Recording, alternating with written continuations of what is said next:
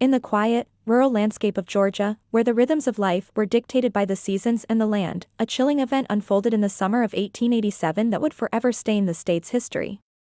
The brutal massacre of 9 members of the prominent Woolfolk family, a crime of unimaginable savagery, sent shockwaves across the nation and remains one of America's most perplexing unsolved mysteries. Who could commit such a heinous act, and why? The answers, it seems, are buried deep within the dusty archives of a bygone era. The morning of August 6, 1887, dawned like any other in the small community of Eatonton, Georgia.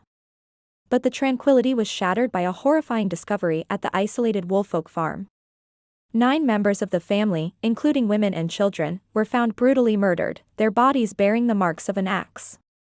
The scene was one of utter carnage, a testament to the ferocity of the attack. The only surviving member of the immediate family was Thomas Woolfolk, a son who claimed to have escaped the massacre by hiding.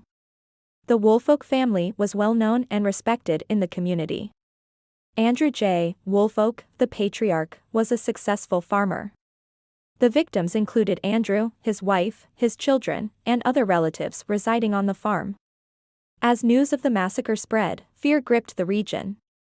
The initial investigation quickly focused on Thomas Woolfolk, the sole survivor. His account of a gang of intruders breaking in and committing the murders seemed suspicious to many, especially given the lack of evidence supporting his story. Thomas Woolfolk was arrested and charged with the murders. The trial that followed was a sensation, drawing national attention. The prosecution argued that Thomas, driven by greed and a desire to inherit his father's wealth, had meticulously planned and carried out the murders himself. They presented circumstantial evidence, including inconsistencies in his testimony and the fact that he was the only one spared. Despite his vehement denials, the jury was convinced of his guilt. Thomas Woolfolk was convicted and sentenced to death. However, the conviction of Thomas Woolfolk did not put an end to the mystery. Many in the community and beyond harbored doubts about his guilt. There were whispers of other potential suspects, including disgruntled former employees or even a rival family. Thomas's legal team launched a series of appeals, arguing that the evidence against him was purely circumstantial and that the trial had been swayed by public hysteria. The case dragged on for years, with legal battles reaching the highest courts. Despite the lingering doubts and numerous appeals, Thomas Woolfolk's conviction was ultimately upheld. On October 29, 1892, he was executed by hanging. To his last breath, he maintained his innocence. His death, however, did not bring closure to the case. The true motive, the possibility of other perpetrators, and the exact sequence of events on that horrific night remained shrouded in uncertainty.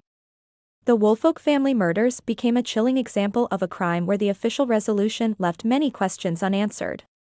The Woolfolk family murders continue to be a subject of fascination for true crime enthusiasts and historians. The case has been revisited countless times, with new theories emerging over the decades. It stands as a stark reminder of the brutal realities of crime in the 19th century and the limitations of forensic science at the time.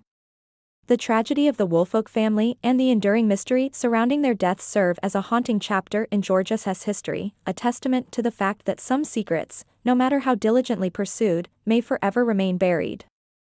Thank you for watching.